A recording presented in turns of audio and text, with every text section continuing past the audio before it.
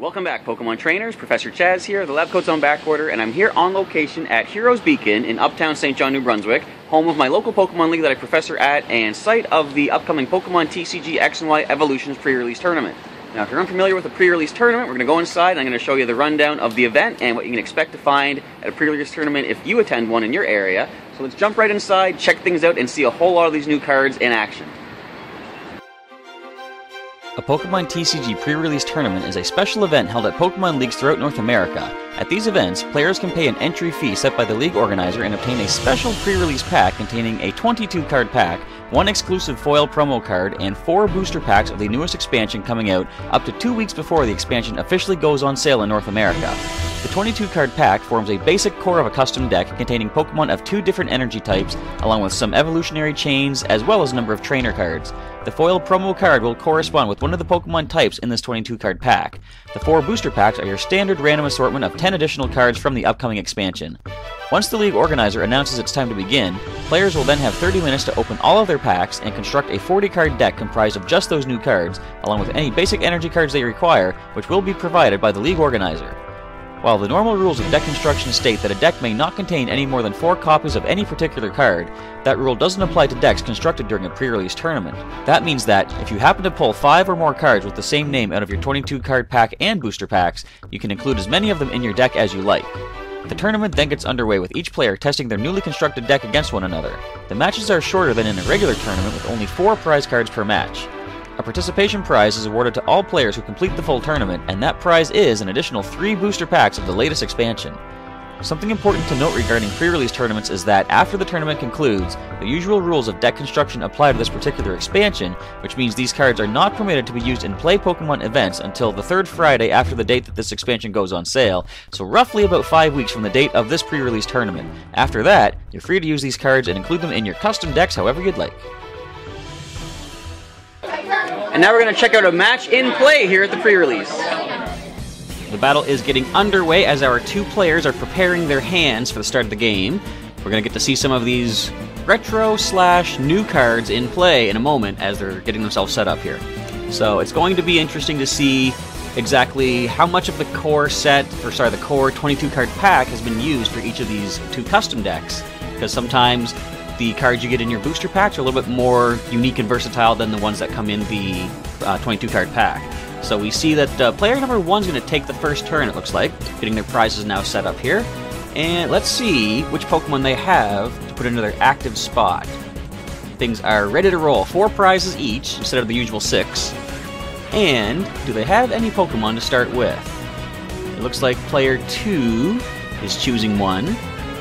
Player number 1 has placed their first one down, and now they're debating which order should they put their 2 Pokemon down in. Player number 2 only has 1 Pokemon for their active spot, nothing for their bench just yet. And it's a careful decision on which Pokemon do you want to lead with when you have an option. I do believe player number 1 here has a Voltorb available and a Charmander, and the Charmander has more options in this particular deck. It can evolve, but the Voltorb I think cannot. They don't have an Electrode to make use of. But we see Voltorb starting off on player 1's side in the active spot, Charmander on the bench, and Machop in the active spot on player number 2's side. So player number 1 draws a card, they put a water energy onto their Voltorb to power up for the continuous tumble attack, but of course they can't attack on the first turn of the game. They're getting it set up for a possible hit on the next turn. Important thing to be careful of though is that Voltorb is weak to fighting type Pokemon such as Machop. So the turn is passed to player number 2, they make their draw for the turn, putting a fighting energy to the Machop. Sometimes the cards don't like to let cards slide under them, which is kind of annoying. You don't want to dent your cards, but sometimes you just can't help it. And now a level ball is played, so they can search their deck for any Pokemon of 90 HP or less, and player number 2 is searching for that Machoke that they know is in the deck.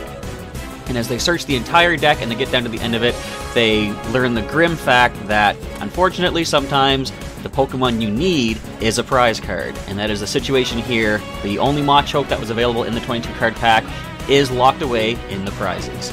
So they got to go with a plan B and choose a different Pokemon of 90 HP or less. And this is where the real trouble comes in, because you go into the deck search with a strategy in mind, you got nothing but that in mind, and then it turns out you can't do it. So you got to think on your feet, what do I get instead? So player 2 opts instead for a Hitmonchan, which was, I believe, pretty powerful, pretty reliable back in the original base set of Pokemon cards. Not quite as powerful now, Not just considering the fact that there are Pokemon EX and Break Evolutions and such, but if it was to be a match of just those old Pokemon cards with their new styles and new updates, this Hitmonchan isn't quite as powerful now as it was back then. And what is left for the player number 2 side? They've attached their energy for the turn. Looks like they pass the turn back to player number 1, who does draw their card for the turn, and they put a fire energy onto that Charmander to power it up. So they're going to attempt the continuous tumble attack, which says flip a coin until you get tails. For each heads, this does 10 damage. And the coin flip / die roll is made, and they get tails. Which, as I was saying during the actual match, I always hate attacks like that. It's a flip until you get tails, because half the time, just based on percentages, you're going to get tails and do 0 damage. So the Machop survives this turn with no damage, thanks to that fortunate coin flip. Fortunate on their side, unfortunate on player number 1 side. So player 2 draws their card. They are going to, I believe, attach another energy to their Machop. Carefully weighing their options what to do here, though. And I don't think they have any more Pokemon yet to put into play, but they do attach that second fighting energy. Machop has been updated from its original base set to do 20 damage with 1 fighting energy. It now requires 2 fighting energy for dual chop. You flip 2 coins. For each heads, you do 20 damage. So they flip 1 heads, 1 tails, they do 20, but Voltorb is weak to Machop, so it does double damage, leaving 40 damage and 4 damage counters on the Voltorb. Player number 1 now takes their turn, and they draw their card, and I think they bench another Pokemon here. Yeah, they did just draw a Growlithe. So that goes down to the bench, and they have a fire energy they can't attach to a Pokemon. The question is, which one do they put it to? And they put it to the Growlithe to get that one powered up also. And with nothing else to play from hand, they're going to try a continuous tumble once again, hoping for a coin flip of heads on this attempt. Coin flip is made, and it's another tails, wouldn't you know it. That's the luck of the draw with these random dice roll / coin flips. So player 2 takes their turn, playing a Tierno to draw 3 more cards into hand. Do they find anything super useful to make use of with that card? They do attach a fighting energy onto their Hitmonchan, and they go for the dual chop with 1 flip of heads. That's going to do 40 more damage. They don't need to flip the second time because the knockout has been made and the prize is drawn. You can't see it, it is off camera, but it was the Machoke that player number 2 was looking for way back when with that level ball. So Charmander is promoted to the active spot. Off the top of the deck, player number 1 draws a Charmeleon, as you can see in their hand. So the question is, what do they do with that? They could evolve right now, but Charmeleon requires 3 energy to be able to attack for either of its attacks. So they're opting instead to keep active with the Charmander, so they can attach another energy next turn, and then evolve into Charmeleon and do more damage. So that is the end of the turn. They just go for a scratch, doing 10 damage, instead of going for Ember, which would do 30, but they do have to discard Fire Energy to be able to do that. So they want to keep the energy, hoping that they can get a knockout next turn, but unexpectedly on their side, player number 2 does play that Machoke to evolve up their Machop. And now it can do Karate Chop, which has been updated from the old card. It can do 60 damage, minus 10 for each damage counter that it has on it. So it could do 50, which is a knockout on Charmander, but they do actually opt to put another energy onto their Machoke in just a moment, being able to do Submission for 80 damage at the cost of doing 20 to itself. So they do have a fully powered Machoke there. Still no sign of the Machamp, which I believe was the promo card for player number 2's 22 card pack. But they're just going to go for a simple knockout. And unfortunately, the Charmander that was 1 turn away from evolving and dishing out damage as Charmeleon has now been knocked out. Prize number 2 has been taken by player number 2, leaving just the Growlithe in the active spot to come up and try to possibly slow something down if they can. So back to player number 1 side, they draw their card. They do have another Charmander in hand, which they will place down to their bench, and they're hoping to be able to evolve before the game is claimed by player number 2. Of course, they can't evolve Charmander until it's been in play for 1 turn, at which point they can evolve into Charmeleon. So they just put a fire energy onto Charmander. Now, if they choose to attack with their Growlithe, the attack says, I think it's called Hind Kick. You do some damage, then you have to switch Growlithe with one of your bench Pokemon, and player 1 is hoping to be able to make good use of the Charmeleon instead of Growlithe, so they're going to opt not to attack and allow Growlithe to take the hit, giving Charmander 1 possible more turn to power up. But it's looking kind of one-sided at this point, unfortunately. You're not going to be able to get 2 energy attached to the Charmander or Charmeleon to be able to start dishing out damage with the Slash or Flamethrower, I believe, are both of Charmeleon's attacks. So they're going to attempt to play Misty's Determination, but then they second-guess that. Misty's Determination says discard 1 card from hand and look at the top 8 cards and choose 1 to put into your hand, but they kind of had to hold on to all the other cards they had at the moment, so they're going to wait on that for a possible later turn. Player number 2 now takes their turn, tossing the Great Ball out there in which they can search for a Pokemon from the top 7 cards. They did just bench the Nidoran on their bench as well there. And what do they have as options? It's kind of hard to see, but I do see there is a Nidorino in hand, or in the top 7. I think I see a Mew there as well. And what is that other Pokemon there? I can't quite make it out. But they decide to go for the Nidorino, putting that into hand, revealing it to their opponent, of course, and shuffle the rest of the cards back in. So there's a bit of a misplay here in a moment, but it is caught. They go to evolve their Nidoran into Nidorino, but of course you can't evolve on the Pokemon's first turn in play, so they take that card back. But they're in a pretty good spot. They can continue doing the submission for 80 damage. The Growlithe, I believe, only has 70 HP, so it is going to be a one-hit KO on the Growlithe, taking their 3rd prize of the game, leaving them with only 1. And Charmander will be the only Pokemon left on player number 1's side of the field. First, they do attach a Psychic Energy to the Nidoran, and go for the submission, doing 20 damage to itself as well. So at this point, if they did opt to go for Karate Chop, they would only be doing 10 damage. So that's kind of the downside with this particular Machoke, is that the more you use Submission, the more you have to keep using Submission, because at some point, Karate Chop is going to be doing 0 damage. So the Charmander is placed to the active spot. The debate is, do they evolve to Charmeleon to survive a hit, which is not going to work regardless because it does only have 80 HP, so the Machoke can one-hit KO. And they're deciding, should I not evolve and use Ember for 30, which will not be a knockout on Machoke, or should I just evolve to try to have more HP and just hope that they don't hit me for submission? So at this point, they're kind of going for a little bit of a desperation move, but there is really little choice here. They are going to play Misty Determination. They discard the Poliwrath and look at the top 8 cards of the deck. Can they find anything in particular that can help them in this situation?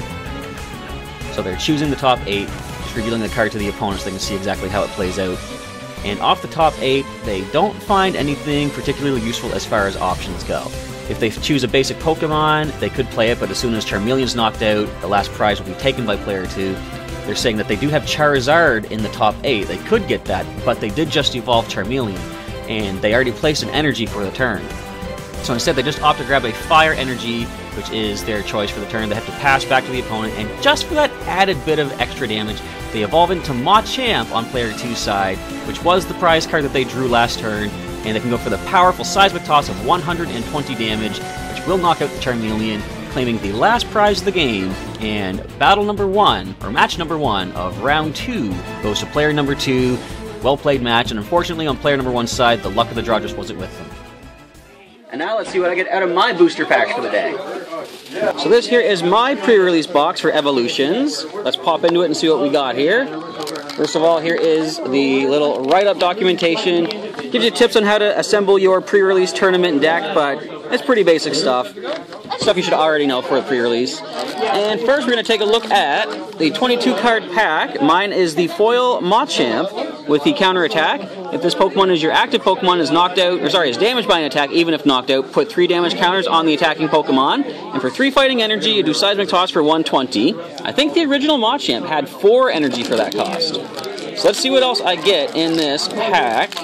I'll make sure the code card is hidden away until we do the drawing. And I didn't even mention that yet. For your chance to win any of the code cards I'm about to pull, just answer the question of the day I'm about to give you. And on release day, no, you know what? Next Sunday, I'm going to do is the drawing because the next release day is only a few days away. So by Sunday, which will be November, what will that be? This coming Sunday. We're going to do the drawing for that. So just leave your answer to the following question. Use hashtag QOTD in your comment. You have a chance to win one of the code cards that I'm going to pull from the packs today. The question is, which card from the Evolutions expansion would you most like to receive and why? Just leave that answer down below. Use the hashtag QOTD. You have a chance to win one of these code cards. So first of all, there is that Machamp. Make sure we're focused on the cards here. And so we got Charmander, Charmeleon, Professor's Letter, a lot of basic trainer cards, Growlithe and Arcanine. So, Burning Road, there was a frequently asked question about that. If this Pokemon was on the bench, became active this turn, you can move any number of fire energy attached to your Pokemon to this Pokemon. Alright, so it can draw in more energy to power up. We got Vulpix, we got Ninetales. And I noticed the Machop has been changed too. It used to do just like 20 damage for 1 energy, but now you have to flip 2 coins. You could do 40 with 2 coin flips. Got a level ball, Professor's Letter. So this is just your basic assembly of a deck. The ability Submerge, as long as it's on the bench, prevent all damage done to Diglett by attacks, both yours and your opponent's. Okay, that's not bad. Dig Through can do 30 to an opponent's bench Pokemon. And Doug Trio, 130 with Earthquake, and the attack does 20 damage to each of your bench Pokemon. But of course, if Diglett's on the bench, it won't take any damage. So that is your basic 22 card pack, and of course, in the pre-release box you get 4 booster packs. I've got 1 of each. Let's go in Pokedex order number and open up the Venusaur first, the Mega Venusaur. Let's see what we get. Of course, first of all, make sure we hide the code card. And it's the wrong way. There we go. And out of the first of the packs I'm opening today, we start with, we have a Pikachu with Gnaw and Thunder Jolt, a Doduo with Fury Attack, a Ponyta, Nidoran Male, Double Stab can do 20 with 2 coin flips of heads, and a Seal, Growl and Headbutt. Uncommon cards start with a Slowbro Spirit Link, and look how the old style of trainer card comes back for this. Still a tool though, you can attach it to your Pokemon, and Mega Slowbro EX will not end your turn when you evolve it if this tool is attached. We have a Kakuna, Stiffen and Poison Powder, Energy Retrieval, and I'm glad they've changed the wording on this to be the current wording, because the original Energy Retrieval from base set said to discard another card from hand and draw 2 energy back in, so I like that, you're not losing anything.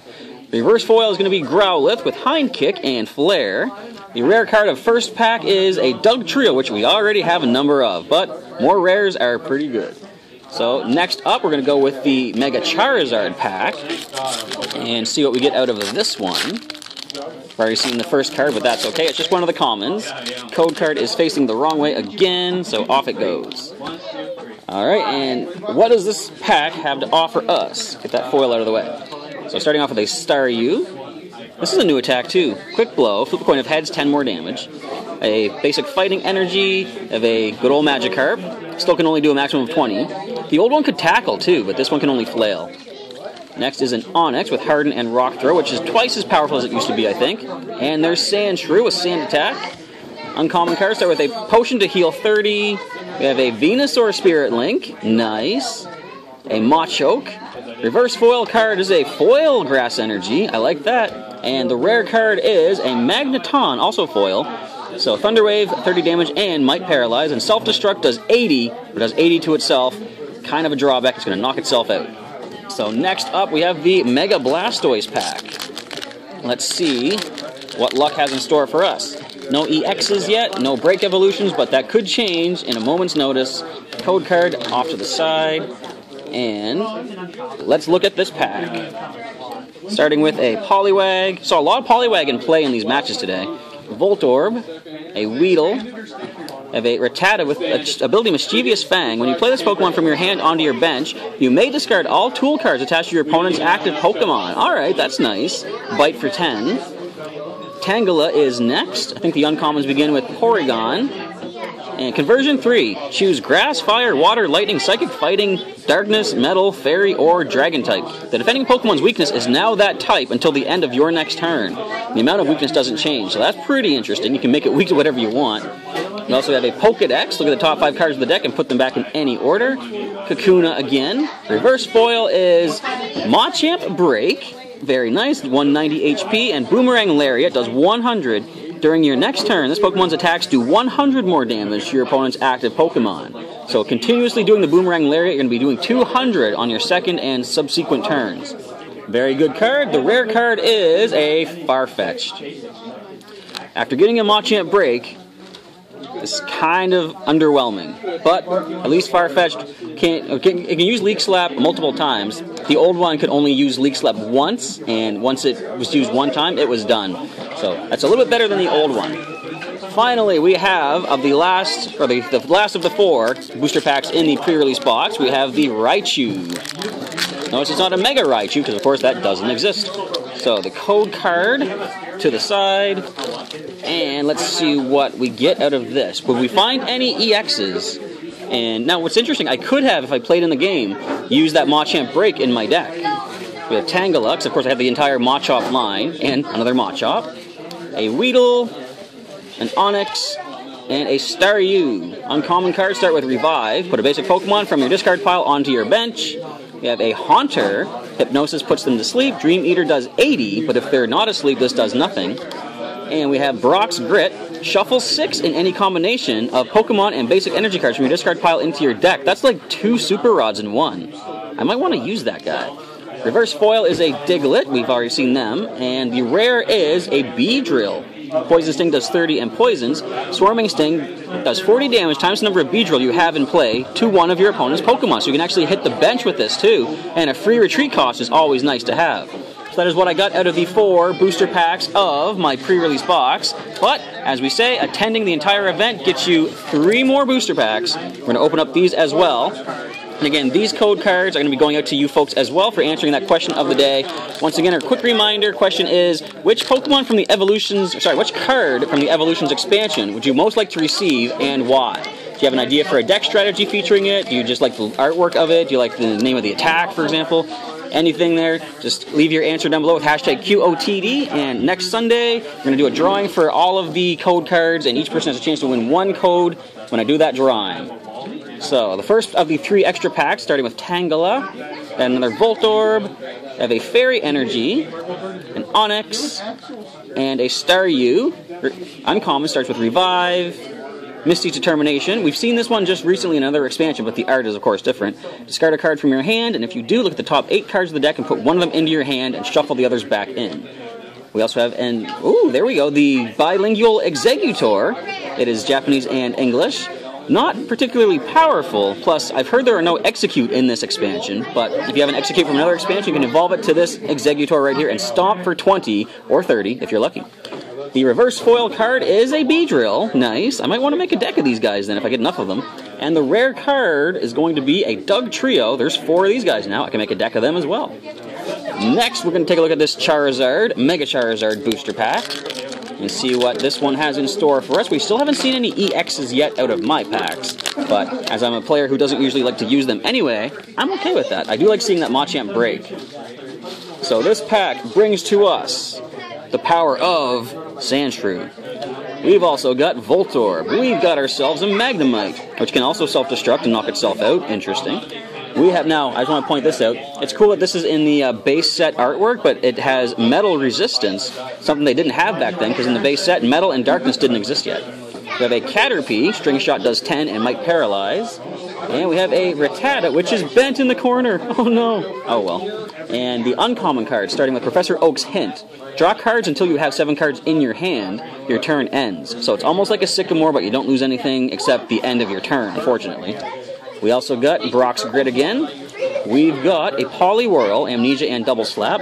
The reverse foil is going to be, well, it's actually a Starmie Break. Nice. Break Star for 1 water energy. This attack does 100 damage to each of your opponent's Pokemon Break. Don't apply weakness and resistance for bench Pokemon. So it can only hurt breaks. I wonder what the Starmie has in this set then, for it to still be able to attack a non-break Pokemon. And the rare card is Starmie. Look at this, right here. So, Space Beacon ability. Once during your turn, you may discard a card from your hand, and if you do, put 2 basic energy cards from your discard pile into your hand. So you can draw some energy back with that. Star Freeze does 30, and might paralyze on a flip of heads. I just like holding this together like this. Look at that. Starmie, Break, and Starmie in one pack. That's pretty awesome. The last pack is the Raichu pack, and let's see what we get out of this one. Of course, going to get that code card to the side, and find in this last pack, we happen to come across such Pokemon as a Diglett. Haven't seen enough of you yet today. We've got a Poliwag. We have Sandshrew, a Voltorb, and Magnemite. Uncommon cards, got a full heal to remove all special conditions from your active Pokemon. Kakuna, again, we've seen that already. Charizard Spirit Link, so I can Mega Evolve Charizard and not end my turn. The reverse foil is a Tangela. I've got a lot of you guys already. And the rare card of my final pack is an EX. Nope, Arcanine. I've already seen that as well in the 22-card pack. So this is what I got out of my booster packs. I think the best I've gotten is... Actually, I have someone that wants to show a card here off to the side. Do you want to show them that card there? We have the rare Imikuni's Doduo. The Pokemon power of Frenzied Escape. When this Doduo retreats, hold this card and throw it as hard as you can because Doduo is running away. Throw the card horizontally with a snap to get the farthest distance. And that means it goes out of play and is no longer in the game. Harmonize does 30 damage, and from the moment you use this attack, you must begin to sing a song. While the song is being sung, the game continues. When the song is finished, this attack does 30 damage. Interesting card. And another card to be shown, going to be very careful with this one because it is it is Secret Rare Full Art Mega Pidgeot EX. Mock Cyclone does 130. You may have your opponent switch his or her active Pokemon with one of his or her benched Pokemon. Definitely a nice card to have pulled out of the pre-release packs. Unfortunately, it wasn't mine, so I'll hand that back to my little friend over here. And there you go. But I think probably as far as the cards that I got, the best are these two Break Evolutions right here, Starmie Break and Machamp Break, and I'm kind of happy with those. So for your chance to win one of these 8 code cards, including, actually, just one second, I'll show that in a minute, including the 22 card pack code card, just answer that question of the day in the comments down below, and on Sunday, which, what even would that be? 1, 2, 3, 4, Sunday, November 6th, I believe it is, you have a chance to win one of these code cards, and basically that's it. Just answer the question, use hashtag QOTD in your comment. You have a chance to win one of these 8 code cards that I pulled out of these packs today. Now, as one final sign off, we want to check out 2 more cards, a couple Break Evolutions that my friend here has picked up. I have another Starmie Break and a Nidoking Break. The Nidoking does Toxic Drill for 120, and your opponent's active Pokemon is now poisoned. Put 2 damage counters instead of 1 on that Pokemon between turns. So we see a lot of Break Pokemon right here. We're going to hold those 2 in as well. Right there, a lot of Break Evolutions in the Evolutions expansion. I guess it makes sense. Evolutions, Break Evolutions, not too bad. And that's going to be a wrap for our coverage of the Pokemon TCG XY Evolutions pre-release tournament here at Heroes Beacon in St. John. Feel free to leave a like down below if you enjoyed this coverage, and leave a comment letting me know if you attended a pre-release in your area, what kind of cards did you happen to get from your packs, and how did your matches go? Was it an awesome time all around? So leave me a comment down below, let me know how things went for you, and let me know which cards you're most excited to see when the release, or when the official release comes out on November 2nd of this year. It's going to be pretty cool seeing all these retro cards in their original styling and stuff, plus some of the new mix-ins of the Pokemon EX and the Pokemon Break as well. So I want to say once again, thanks for checking out the episode. Professor Chaz is signing off. I'll catch you next time.